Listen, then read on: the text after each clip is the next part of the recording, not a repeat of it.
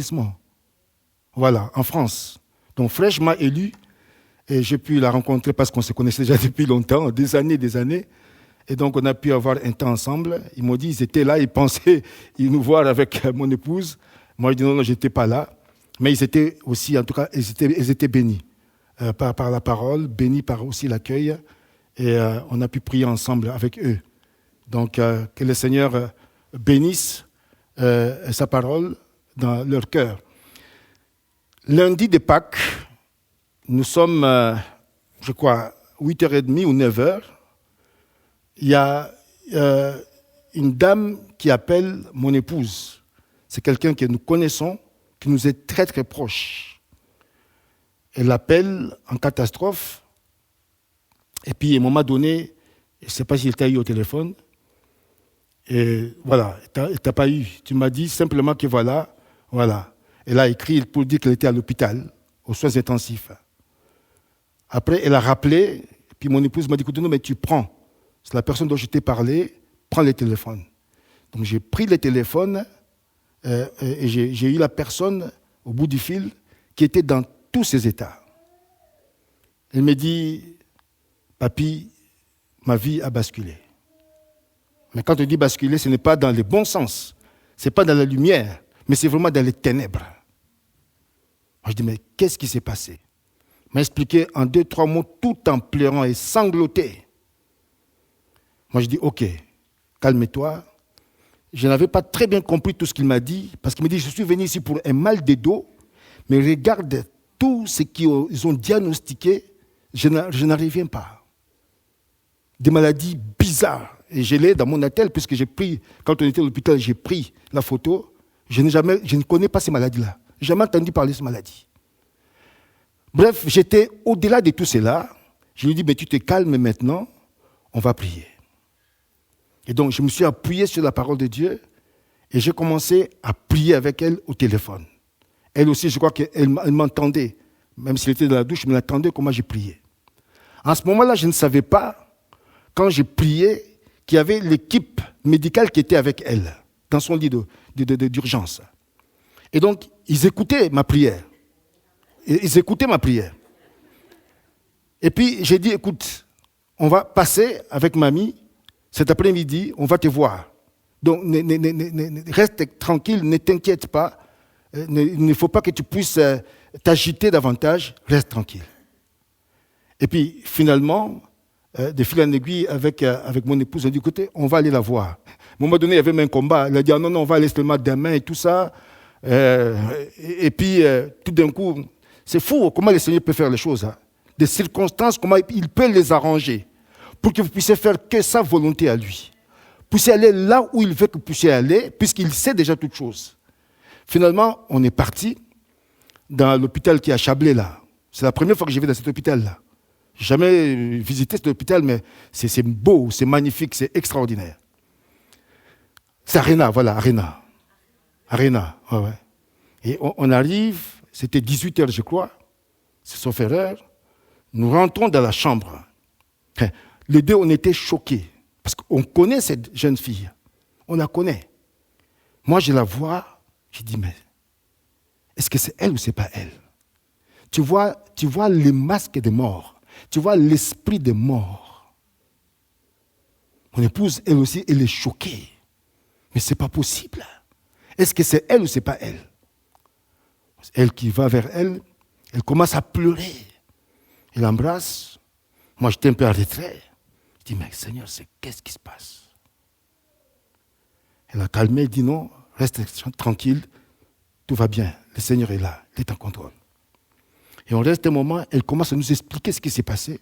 Il avait un mal de dos au niveau de son travail. Et c'est à cause du mal de dos, le dos qui était bloqué, et qu'on a dû appeler une ambulance, là où il travaille, pour l'amener à l'hôpital de Chablais. Mais elle arrive là-bas, on ne parle plus du mal de dos, mais c'est autre chose qui arrive. Et là, les médecins, les infirmiers sont inquiets. Parce que les tableaux, toutes les valeurs sont quasiment négatives. Problème de potassium. Moi, je ne suis pas médecin ni infirmière, mais il paraît que c'est très important, le potassium. Moi, j'ai découvert ça ce jour-là. J'ai découvert ça ce jour-là. Le potassium était à 1. Normalement, il doit être à combien? À combien? 1,4. Normalement, il doit être à quelle valeur? À 4, normalement. À 1, ça veut dire que tu es en train de partir. Oui. Et donc, il nous explique ça. Et là, il nous dit, mais voilà, maintenant, ils ont... Parce qu'il y avait partout, des fils partout et tout, connectés sur des médicaments, plusieurs et tout. Il a dit, maintenant, ça a augmenté à 3, mais depuis là, ça ne bouge pas. OK? Et puis, au bout d'un moment, on était là, en train de parler avec elle. Il y a l'infirmière qui vient, une jeune fille, qui doit avoir dans la vingtaine, qui était là aussi le matin quand j'ai prié.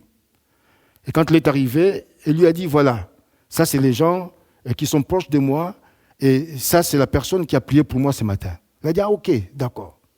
Elle est repartie.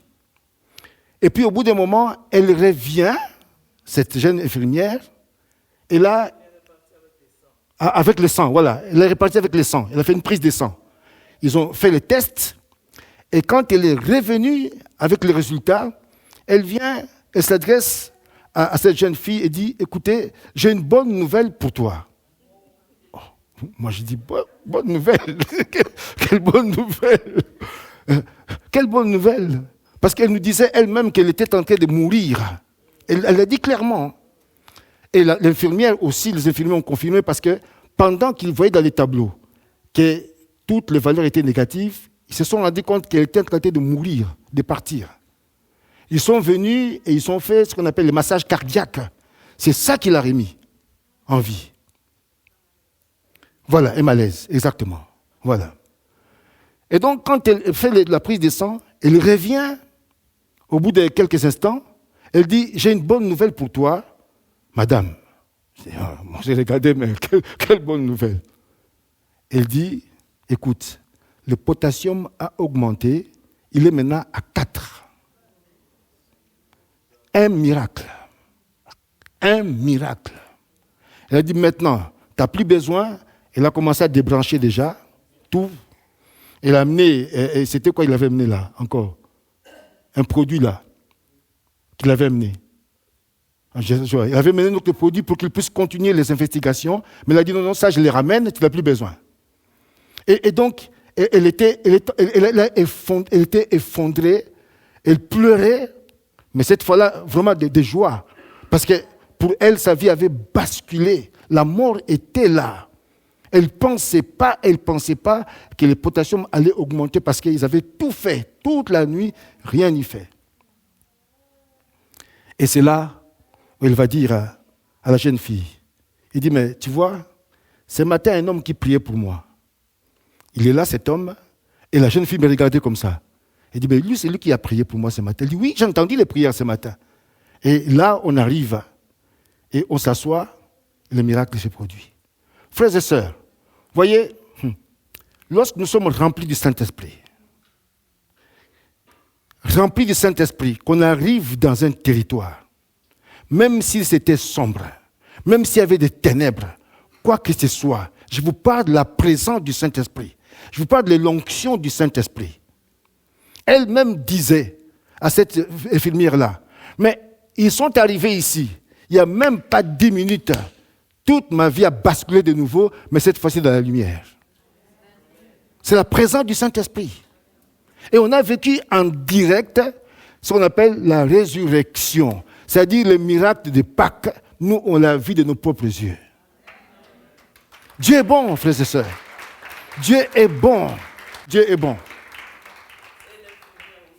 Mais oui, l'infirmière en parle. Dans leur équipe là-bas, ils en parlent. Ils comprennent rien du tout ce qui s'est passé. Et elle a profité évidemment pour pouvoir témoigner de l'amour de Dieu, la puissance de Dieu. Frères et sœurs, Dieu est bon. C'est pourquoi Jésus a dit, dans Acte 1:8, vous recevrez une puissance, le Saint-Esprit, et vous serez qui? Vous serez qui? Vous serez qui? Vous serez qui?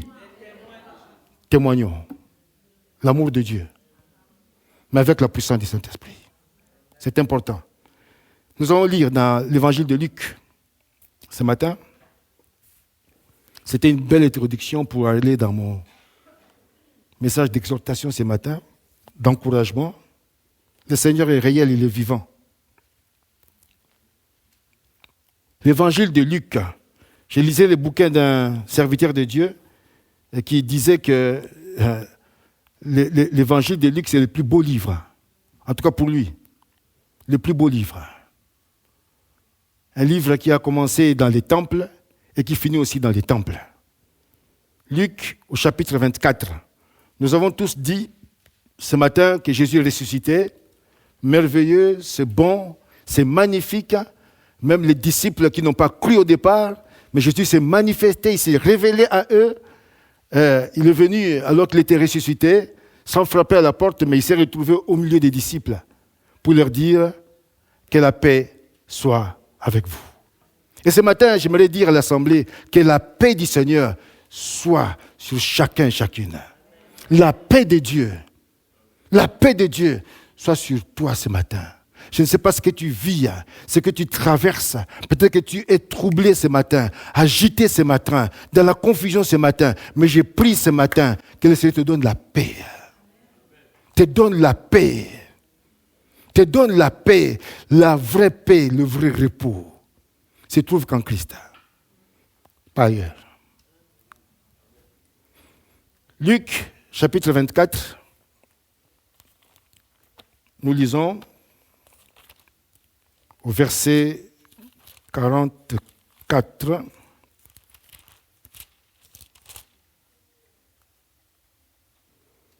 Verset 44. Est-ce que nous pouvons nous lever pour lire la parole pour ceux qui peuvent, s'il vous plaît? Merci beaucoup. C'est un moment extrêmement important, frères et sœurs, entre la résurrection et l'ascension. Et Jésus il réunit ses apôtres, ses disciples, et il leur parle. C'est comme un testament qu'il leur donne. Il va repartir sur son papa, mais il ne veut pas laisser ses amis sans qu'il puisse leur dire le fond de son cœur. Et c'est ça le testament. Nous allons lire 1, 2, 3. Puis il leur dit, c'est ce que je vous disais lorsque j'étais encore avec vous. Il fallait que s'accomplisse tout ce qui est écrit à mon sujet dans la loi de Moïse, dans les prophètes et dans les psaumes. Alors il leur ouvrit l'intelligence afin qu'ils comprennent les Écritures. Et il leur dit, ainsi il est écrit, et il fallait que cela arrive, que le Messie souffrirait et qu'il ressusciterait le troisième jour, et que la repentance et le pardon des péchés seraient prêchés en son nom à toutes les nations, à commencer par Jérusalem. Vous êtes témoins de ces choses. Et voici, j'enverrai sur vous ce que mon Père a promis. Quant à vous, restez dans la ville de Jérusalem jusqu'à ce que vous soyez revêtus de la puissance d'en haut. Amen. Amen. Jésus dit à ses disciples, et voici, j'enverrai sur vous ce que mon Père a promis. C'est une promesse du Père. Mais quant à vous, je ne parle pas aux autres, mais je parle à vous qui êtes mes disciples et qui êtes mes frères, qui m'appartenaient, à vous qui m'avez suivi, qui m'avez servi, qui me connaissez, c'est à vous que je m'adresse. Et ce matin, frères et sœurs, Dieu t'adresse, il s'adresse à toi personnellement ce matin. Si tu es né de nouveau, si tu as rencontré Christ, si Christ vit en toi, il t'adresse à toi ce matin. C'est vrai, tu es ressuscité avec lui, hein? C'est ça, non? Ressuscité avec Christ. C'est bien, c'est beau, c'est magnifique. Nous avons une espérance. nous avons la vie éternelle, nous avons tout ce qu'il faut. C'est extraordinaire. Mais regardez, frères et sœurs, pendant 40 jours, Jésus s'entretient avec ses disciples. Il ne leur parle pas du mariage, il ne leur parle pas des maisons, il ne leur parle pas des voitures, il ne leur parle pas de leurs préoccupations quotidiennes, il ne leur parle pas des enfants, il ne leur parle pas du job, du boulot, il ne parle pas du business, non, ou du travail, non. Non, il ne parle pas de ça. 40 jours, il ne parle pas de ça. Des choses qui sont passagères, des choses qui sont temporelles. Jésus sait que tout cela est pour vous. Il n'y a aucun souci avec ça. Mais il y a quelque chose de très important, quelque chose de fondamental qu'il voulait communiquer à ses disciples. Quelque chose qui est une priorité, la priorité des priorités. Il leur a parlé de quoi? Du royaume. Du royaume. C'était ça les soucis, la préoccupation de Christ qu'il a. Oh là là, Dieu nous aide. C'était un moment de transfert. Et moi, Jésus transmettait tout. J'aime Jésus parce que dans Jean 15, il a dit, je ne vous appelle plus des amis, hein. Des serviteurs, pardon. Merci. Je vous appelle plus des serviteurs parce que le serviteur ne sait pas toujours ce qu'il fait son maître. Mais je vous appelle qui? Ami. Parce qu'un ami, c'est un confident. C'est quelqu'un avec qui tu dis tout, tu t'ouvres, tu ne lui caches rien. C'est ça, être un ami. Et Jésus nous considère comme ses amis. J'aime Jésus. Il n'a rien caché à ses disciples. Rien caché à tous ceux qui lui étaient proches. Rien, absolument rien. Il dit, vous, restez. Les autres peuvent partir. Les autres peuvent être dispersés. Les autres peuvent faire ce qu'ils veulent, n'importe quoi. Mais vous qui m'appartenez, vous qui êtes à moi, vous qui êtes mes frères et sœurs, vous que j'ai formés, que j'ai forgés, vous, restez. Restez. Ça veut dire, c'est une position, rester. Hein. C'est une recommandation. Hein. Regardez, rester s'écrit en impératif. Hein. Ce n'est pas une option pour dire, bon, ok, quand j'aurai le temps, quand j'aurai l'envie, tout ça. Non, c'est une recommandation. Vous savez, frères et sœurs, il y a deux choses importantes dans la vie chrétienne, la vie de la foi. Deux choses qui ont la plus haute importance pour le Seigneur. Un, c'est l'obéissance. On passe à côté de beaucoup de bénédictions, frères et sœurs. Tout simplement pourquoi? Parce que, malheureusement, nous ne sommes pas obéissants. Malheureusement, frères et sœurs, même si tu sais que c'est Dieu qui t'a parlé, tu sais que c'est Dieu qui te parle, ce matin, il te dit, reste. Il te dit, reste ce matin, quelque chose va se passer. Tu peux sortir d'ici, hein. Tu te dis, bon, ben voilà, c'est encore une prédication de plus. Hein. Mais moi, je vous dis, hein, ce que le Seigneur me dit, c'est ce que je vous dis. Et moi aussi, j'ai ma part à moi, d'obéir à Dieu. L'obéissance vaut mieux que les sacrifices. On peut courir de gauche à droite, je n'ai rien contre. Mais si nous ne sommes pas obéissants à la parole de Dieu, obéissants à la voix de Dieu, frères et sœurs, ça va être très compliqué. Je te dis très compliqué. Très compliqué. Tu peux avoir l'onction plus. Mais si tu n'es pas obéissant, il y a un problème. Il dit, vous, restez. Restez. Ne commencez pas à aller de gauche à droite. Ne vous laissez pas distraire dans ces temps, frères et sœurs, où il y a une distraction terrible.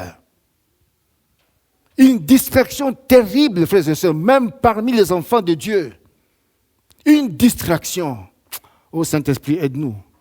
On a un ennemi qui est en face de nous, hein, qui nous connaît, lui aussi, parce qu'il est esprit.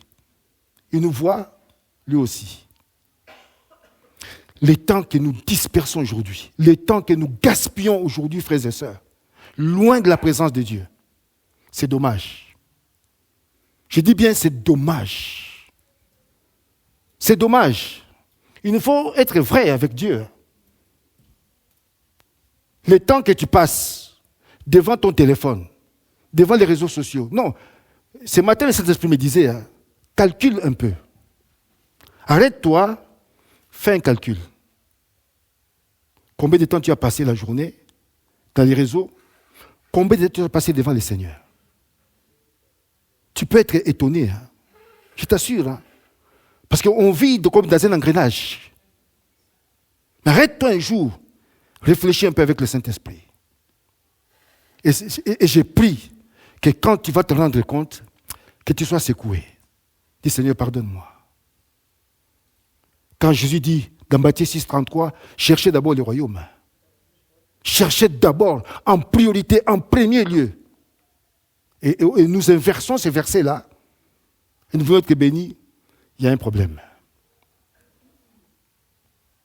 Un sérieux problème, frères et sœurs. Deux choses de la plus haute importance si nous voulons mener une vie équilibrée, une vie fructueuse à la gloire de Dieu. L'obéissance. Et deuxième chose, il nous faut avoir le discernement. Le discernement pour que nous puissions comprendre. Parce que tu sais, Dieu m'a dit, Dieu m'a dit, Dieu m'a dit. Il faut faire attention. Il faut le discernement. Il faut un discernement. Dieu parle. Le diable aussi parle. La chair aussi parle. Il faut être convaincu que la voix que j'ai entendue, la parole que j'ai entendue, c'est vraiment la voix de Dieu. Quand tu discernes que c'est la voix de Dieu, tu sais que c'est dans sa volonté à lui. En ce moment-là, tu peux partir. Tu sais que tu es conduit par le Seigneur, tu es dans sa volonté à lui. Je t'assure, si tu as envoyé Sony, tu dis va à la Corée du Nord, tac, tu vas y aller. Non, Dieu ne ment pas. Je suis désolé, mais Dieu ne ment pas. Si c'est lui qui t'a parlé, il est celui qui est derrière sa parole pour l'accomplir. Tu verras ce qu'il t'a dit en Corée du Nord, un pays aujourd'hui qui est dans les ténèbres, l'obscurité totale. Mais je t'assure, tu iras et tu vas exécuter le plan de Dieu. Tu vas accomplir ce dont pourquoi tu seras là-bas. Même si c'est pour un séjour de 24 heures. Dieu est Dieu, frères et sœurs.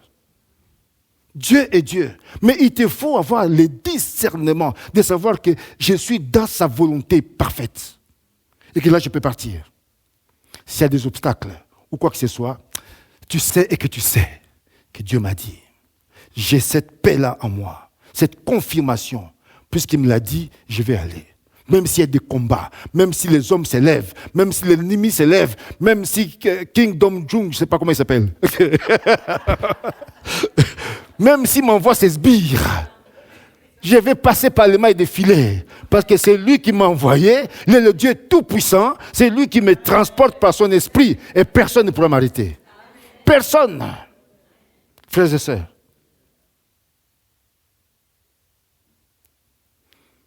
Jésus parle à ses disciples. Et le Saint-Esprit nous parle. C'est bien. On a eu des bons moments pour cette Pâque-là. Mais Pâques, on ne sera pas toujours dans Pâques. Hein. Ça va passer. Hein. Bientôt l'Ascension. Et puis la Pentecôte qui viendra là.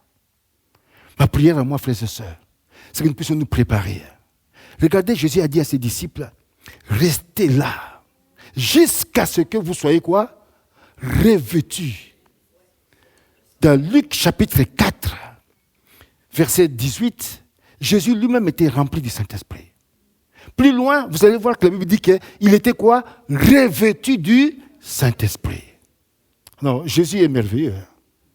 C'est qu'il était lui-même.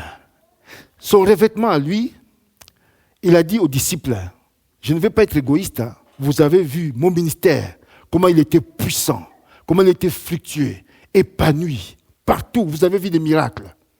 J'aimerais que vous puissiez, vous aussi, avoir le même ministère. Le même ministère comme moi. Le même ministère comme moi. Aller de lieu en lieu. Pour faire quoi? Acte 10, 38. Acte 10, 38. La Bible dit Jésus qui était rempli oint de l'onction, il allait de lieu en lieu pour faire quoi? Voilà. Faire du bien. C'est le mot que j'attendais. Faire du Ah, ça c'est ta mission à toi. Hein? Léopold, c'est ta mission à toi. De lieu en lieu, pour faire quoi? Il ne faut pas qu'on soit un contre-témoignage pour le monde. Non. Nous sommes appelés à briller, frères et sœurs.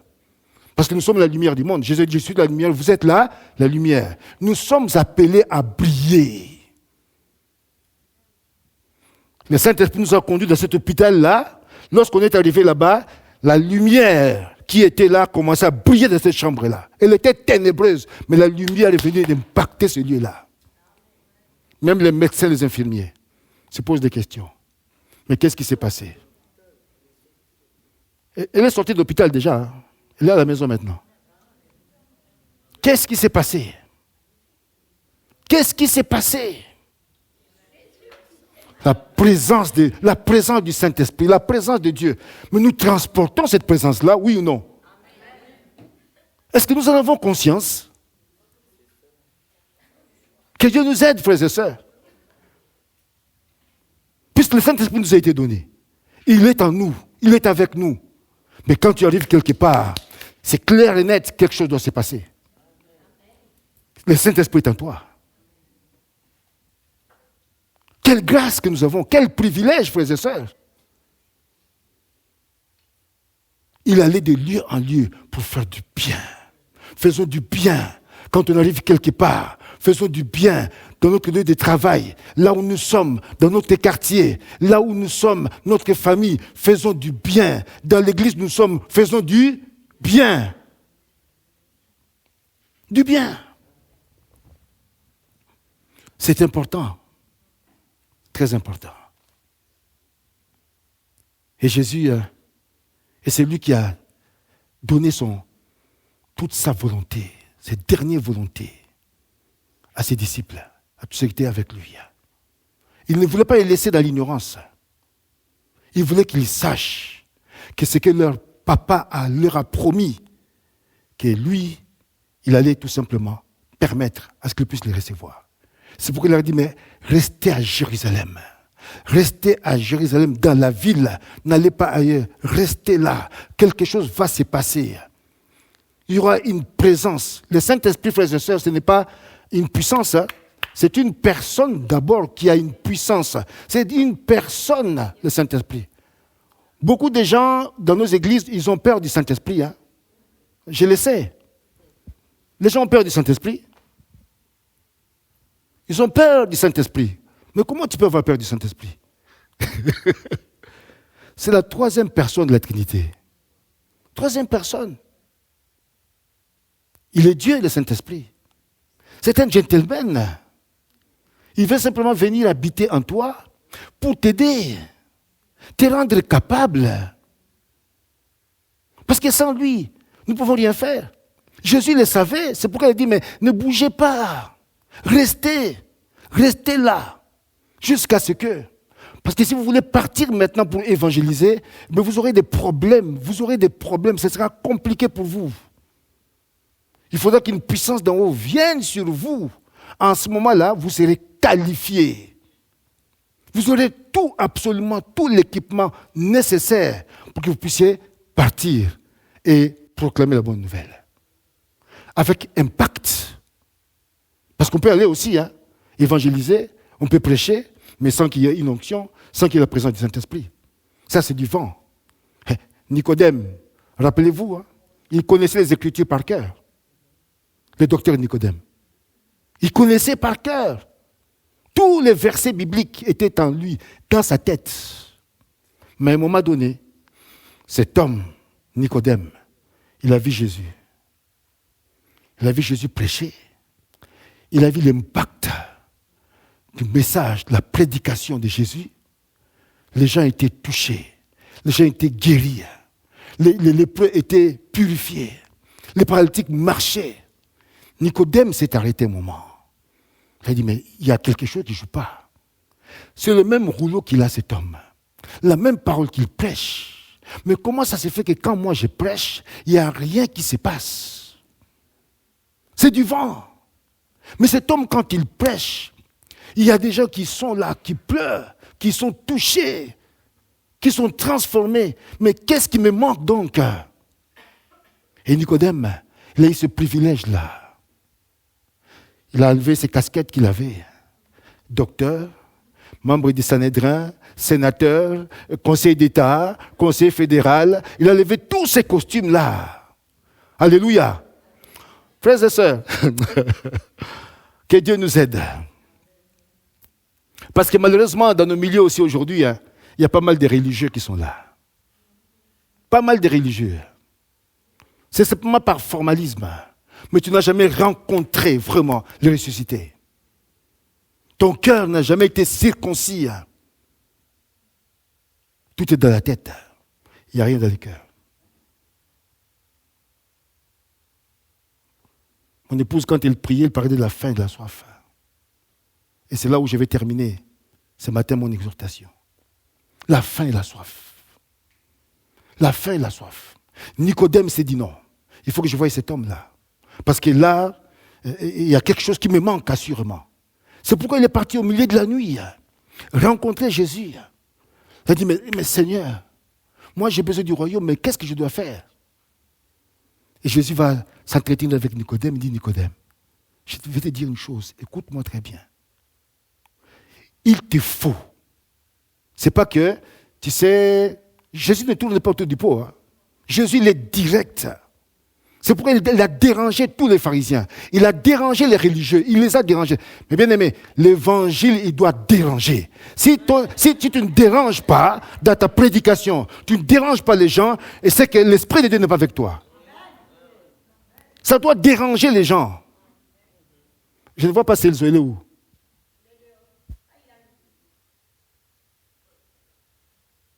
Ah, je t'avais pas vu, c'est pourquoi je t'ai cherché. Je ne t'avais pas vu, c'est pourquoi je t'ai cherché. J'ai cru que tu as eu un petit souci. Ouais. Frères et sœurs, l'évangile doit déranger. Jésus était direct, il était clair dans l'amour, mais il disait la vérité. Il a dit dans Jean 8, 32, vous connaîtrez la et la vérité fera quoi? Frères et sœurs, exposons-nous. Moi, les premiers, je vous dis, vous ne m'avez jamais vu quitter ma chaise, quel que soit le prédicateur qui vient, qui prêche, je suis là. Je ne suis pas parfait, absolument pas. Mais je m'expose à la lumière de la parole de Dieu. Je ne peux pas fuir quand quelqu'un prêche, non. Je suis là, je suis devant mon Dieu, qui me connaît. 2 Timothée 3,16 dit que cette parole, elle est pourquoi? Elle est là pour nous corriger. Pour nous corriger. Si tu fuis, ça veut dire que tu veux rester dans les ténèbres. Tu veux rester dans les ténèbres. Or, il y a dans nos vies aussi ce qu'on appelle des points aveugles qu'on ne voit pas. Et la parole vient pour pouvoir explorer, sonder et tout. Pour qu'il puisse quoi? Nous transformer. Que nous puissions être comme Jésus, ressembler à Yeshua. Nicodème a eu la grâce. Jésus a dit, il te faut naître de nouveau, Nicodème. Ce qui est chair est chair. Ce qui est esprit est esprit. Nicodème. Frères et sœurs, nous ne pouvons pas servir Dieu si nous ne sommes pas remplis de son esprit. Impossible. On ne peut pas obéir à la parole de Dieu si nous ne sommes pas remplis du Saint-Esprit. Nous allons vivre comme des rebelles. Mais le Saint-Esprit qui est en toi n'est pas un esprit rebelle. Ah non, non, non, non, non. Le Saint-Esprit en nous, il n'est pas un esprit rebelle. Non et non et non. C'est clair et net. C'est l'esprit d'obéissance et de soumission. Mais Dieu nous appelle, frères et sœurs, alors que nous sommes ressuscités avec Christ. Ressuscités pour faire quoi?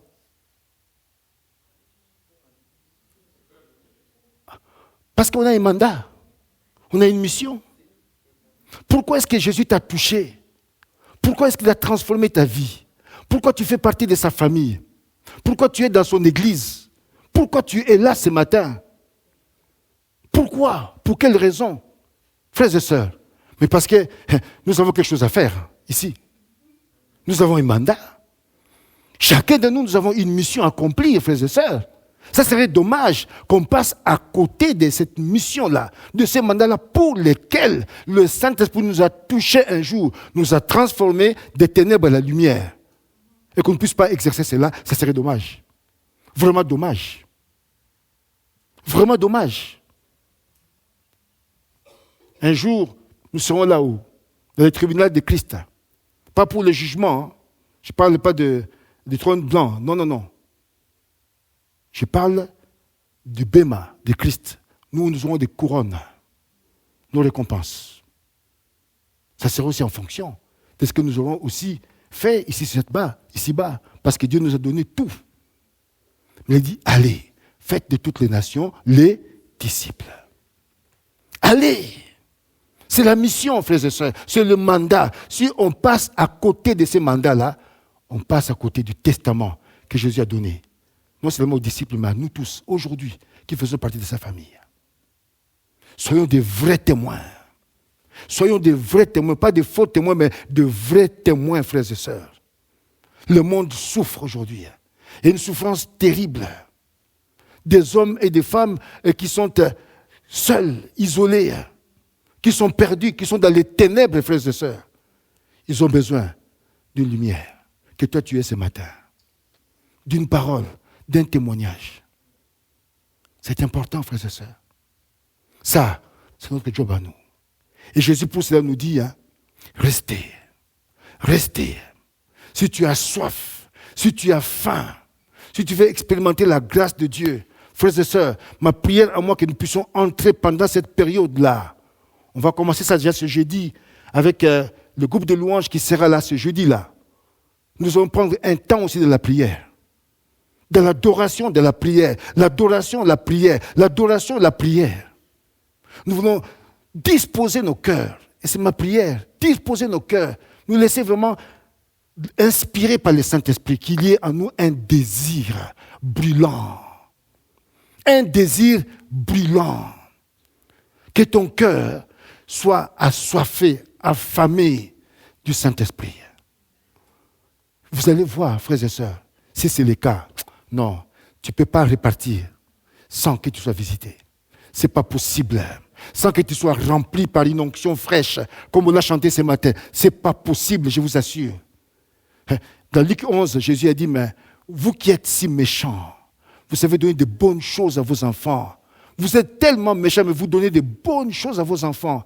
Combien, à plus forte raison, moi, vous dites que je suis bon, que le bon Dieu, Papa bon Dieu, que je suis compatissant, que je suis gentil et tout. Comment est-ce que je ne peux pas vous donner le Saint-Esprit si vous me le demandez? Comment est-ce que je peux vous priver cela? Comment?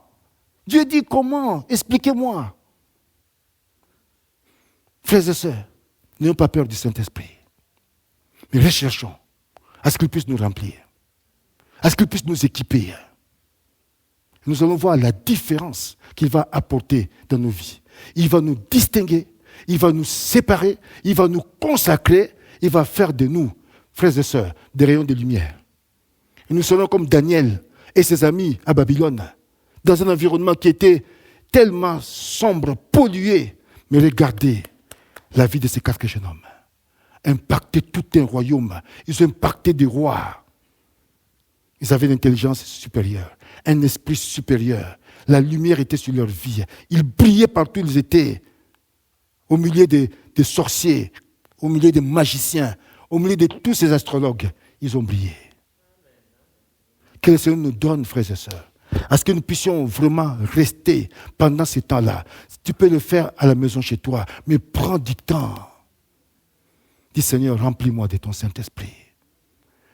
Une fois, on était à Berne avec mon épouse, à une convention. Je vis un homme qui a payé son billet depuis peut-être la Bolivie, je ne sais plus quelle, mais c'était l'Amérique latine. Il est venu depuis là, pour ce séminaire-là qui était sur le thème du Saint-Esprit. Cet homme était à plat dans son ministère, mais il a payé un billet. Il a fait 6 000 ou 7 000 kilomètres. Il avait besoin d'être renouvelé, baptisé du Saint-Esprit, de nouveau. 8 000 kilomètres. Il a payé un billet pour chercher le Saint-Esprit. C'est pour vous dire l'importance du Saint-Esprit, frères et sœurs. Cherchons le Saint-Esprit. Ayons soif. Ayons faim. Laissons le Saint-Esprit mettre cette soif en nous, cet appétit en nous, que ce soit un désir brûlant, que je dis qu'on vienne ici avec un désir brûlant. Seigneur, remplis-moi. Pendant l'adoration, il peut te remplir pendant ces temps-là. Que tu sois loin de sa présence. Là, tu peux être un canal, un instrument puissant pour sa seule gloire. Que Dieu nous aide, frères et sœurs. Je voulais tout simplement nous préparer jusqu'au mois de mai à ce que nous puissions vraiment chercher la présence du Saint-Esprit. Nous allons voir comment les choses vont changer. Ce n'est ni par la force, ni par la puissance, mais par son Esprit Saint. Que tous ces problèmes que nous avons, toutes ces montagnes que nous avons devant nos vies, et toutes ces choses-là qui sont des fois futiles, frères et sœurs, quand tu es rempli du Saint-Esprit, ah non. Il y a des petites choses là que tu ne fais plus qu'à. Non. Tu n'as pas besoin de donner un cahier de charges. Non et non. Je vous assure, rempli du Saint-Esprit, mais c'est lui qui va te guider. C'est lui qui va te conduire. Tu as besoin de demander au pasteur, je vais visiter telle personne à l'hôpital. Tu as besoin de ça? Rempli du Saint-Esprit.